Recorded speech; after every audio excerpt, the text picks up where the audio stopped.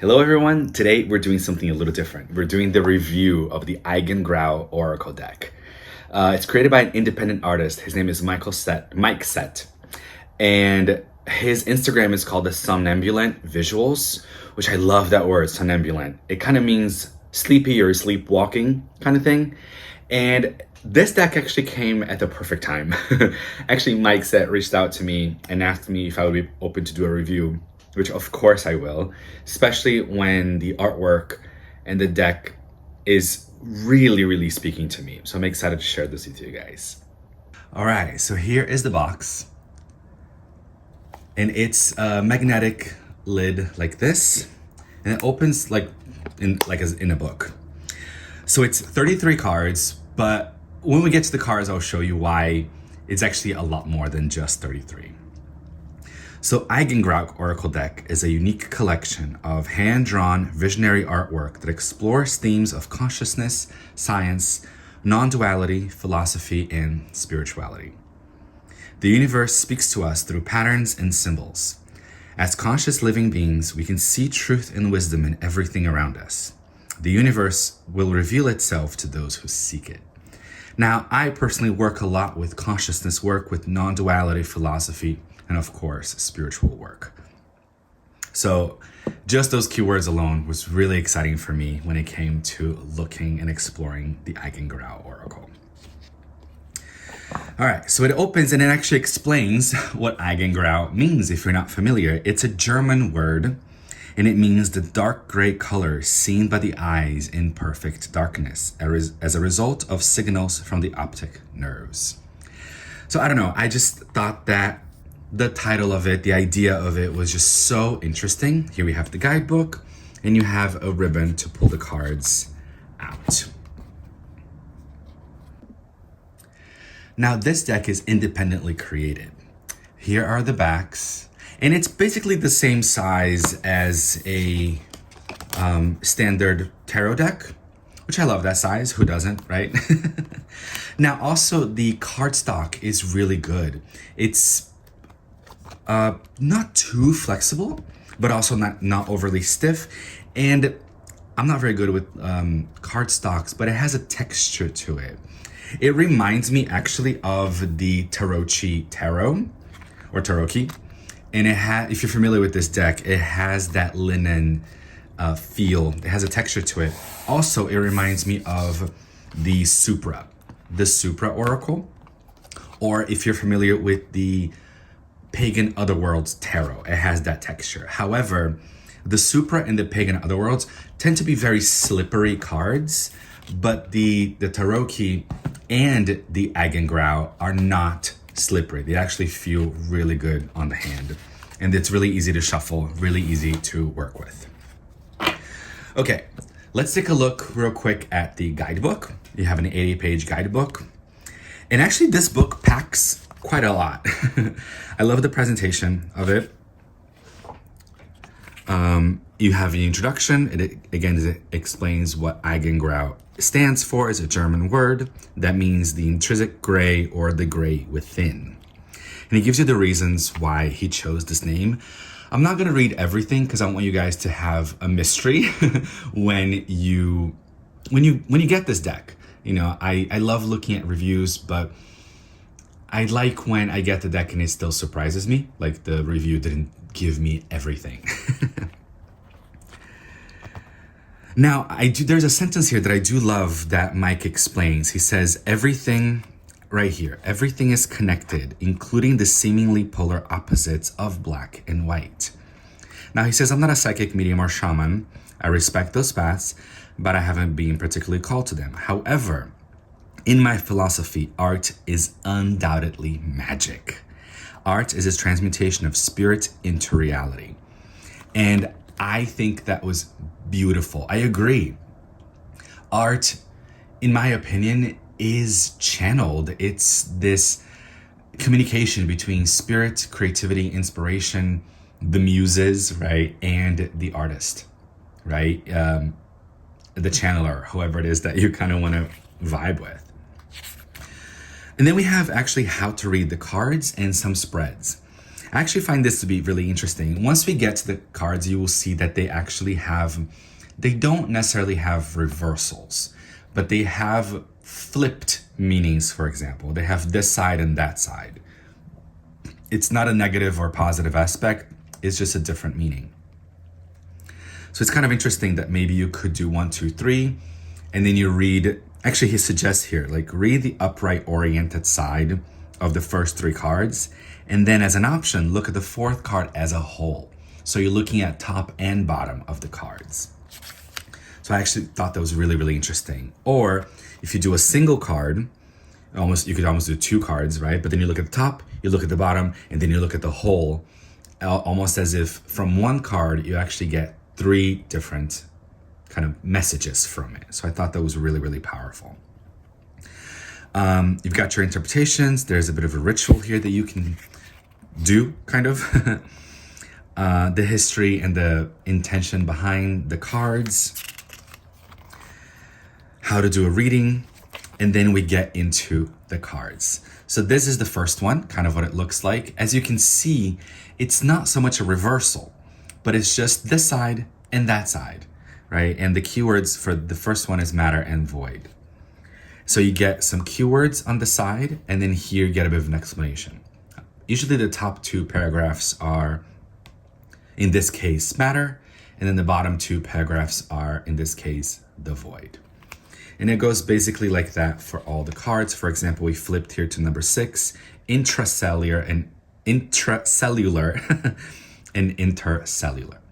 Again, keywords, you have a depiction of the cards, and then usually the top 2 paragraphs are the first word, and then the bottom paragraphs are the second word.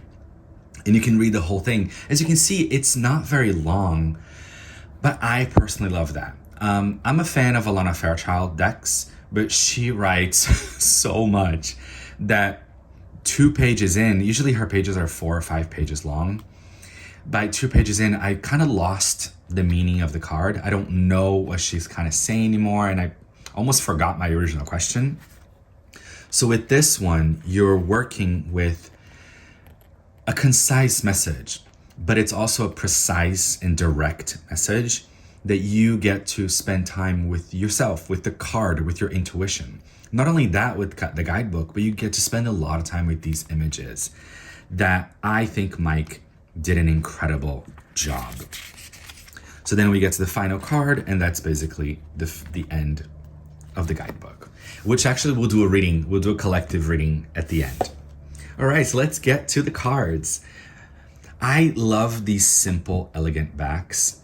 Just this kind of like void in the center and the just an outline. Simple but beautiful. I think it's beautiful.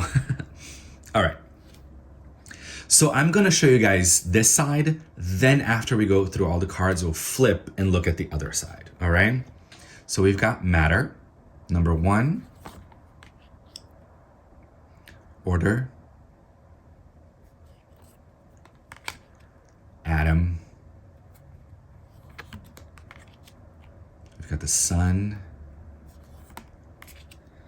Night. Intracellular.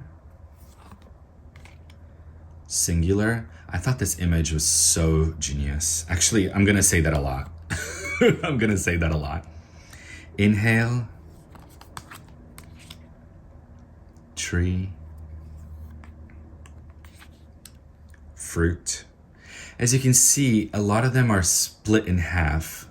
They're meant to, but a lot of them, for example, number 10, they're not exactly split in half, like the number 11 or body.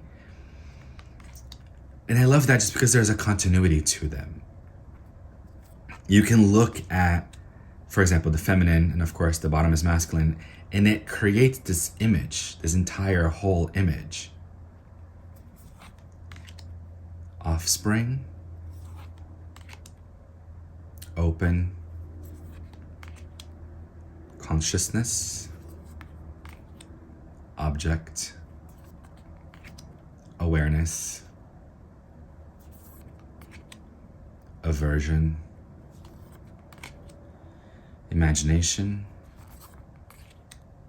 reality,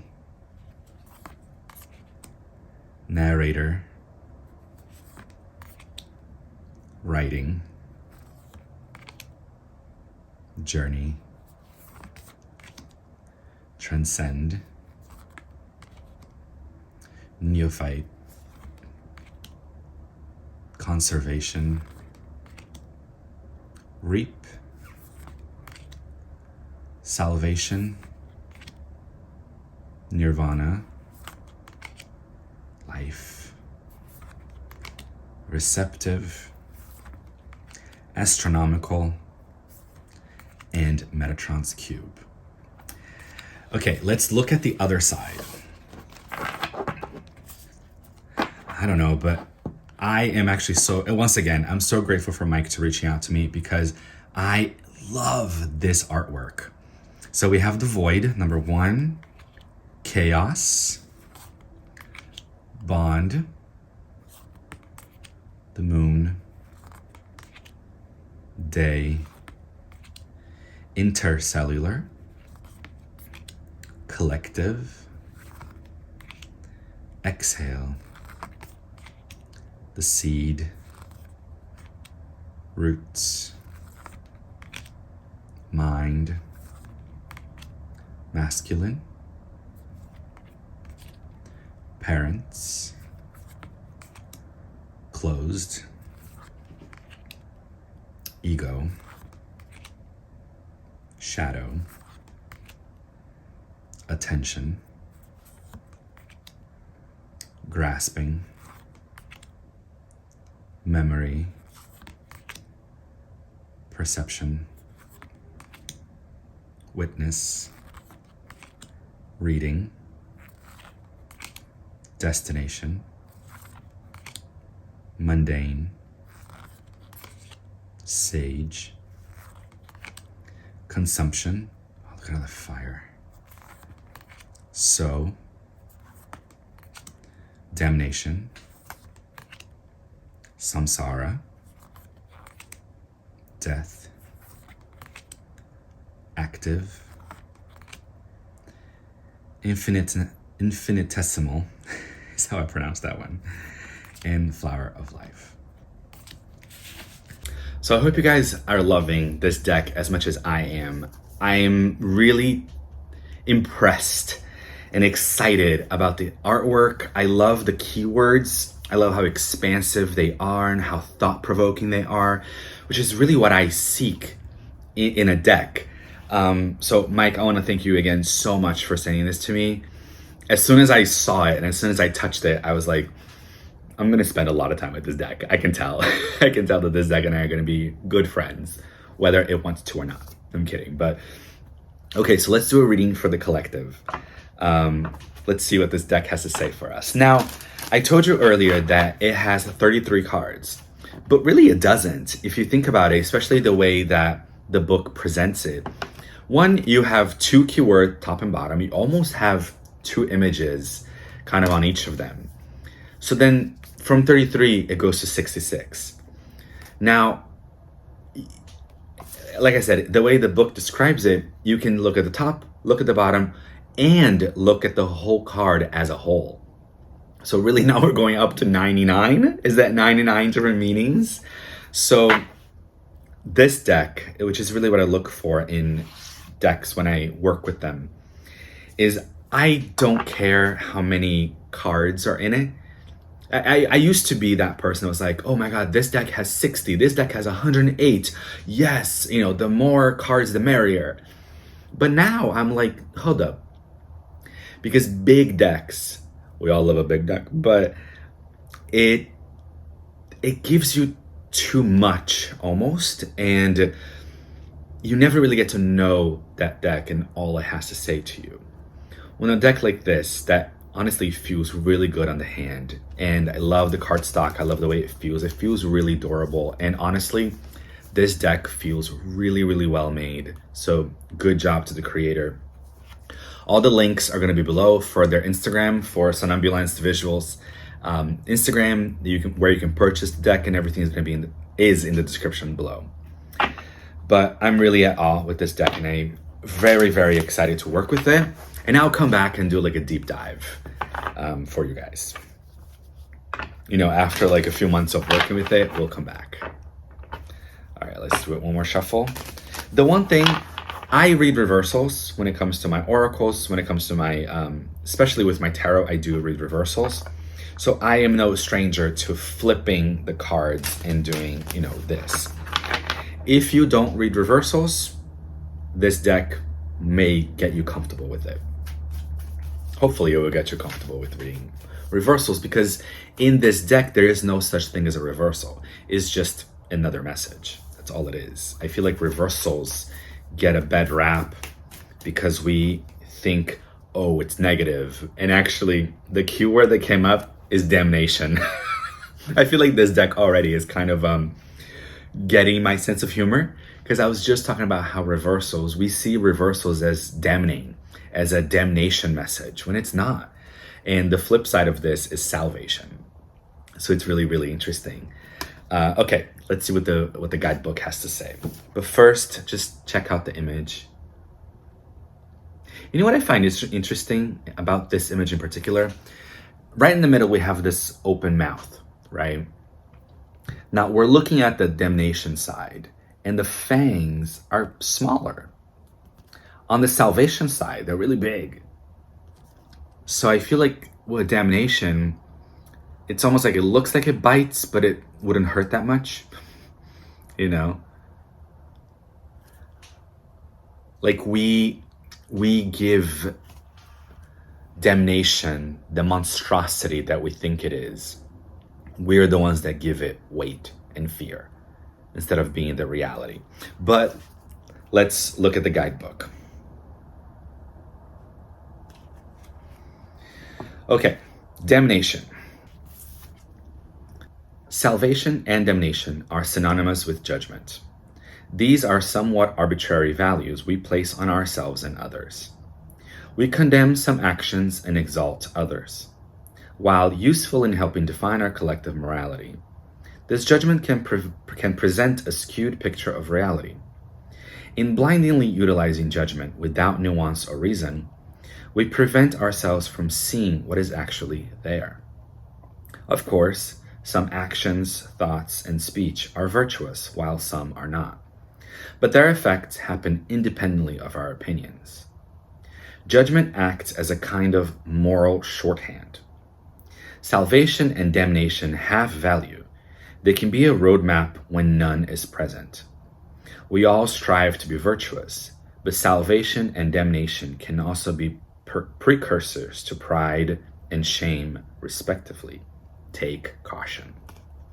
The keywords for salvation are refuge, virtue, forgiveness, allow, saintly behavior, and pride.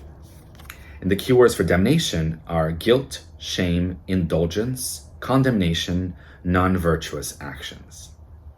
So again, I'm loving this deck already, because it does talk about salvation and damnation, but it also brings the two together in a way that, like, it almost says, at least in this case, who are we to judge, right? Who are we to judge without knowing the whole story? But also salvation and damnation, or the ideas of right and wrong, they can coexist, and they do coexist, because the one thing about this deck is that one sentence that I love is that two things can be true at the same time. Actually, more than two things can be true at the same time. We are human, and it comes with a lot of complexities and complications and dichotomies, for sure, and duality and non-duality.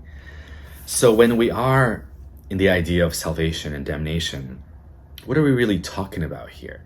Are we damning someone without really knowing the full story? Are we damning them because there's a part of us that we're damning ourselves? But then through that damnation, our shadow selves are looking for salvation. They're looking for integration of the two. They're looking for non-judgment. So that's what this spoke to me. But of course, as with any oracle and tarot deck, these keywords and these images too, which I'm really loving. I love that it's black and white, actually. I love that it doesn't have color, because color even if something is a bit darker, if it's kind of painted, let's say in watercolors, in my opinion, it brings a brightness to it and a lightness to it. But in black and white, all you kind of left with is the mood. At least in my opinion, all you're really left with is the mood. You're left with yourself. It's that black and white. It's that light and shadow. It's that ego, self, and unconscious shadow. So I am very, very excited. Once again, thank you so much. And I hope you guys are enjoying this. And I hope you guys go out and get it. We need to support more independent creators, especially ones that put so much attention and care into their products. All right, guys, thank you so much, and I'll see you guys next time.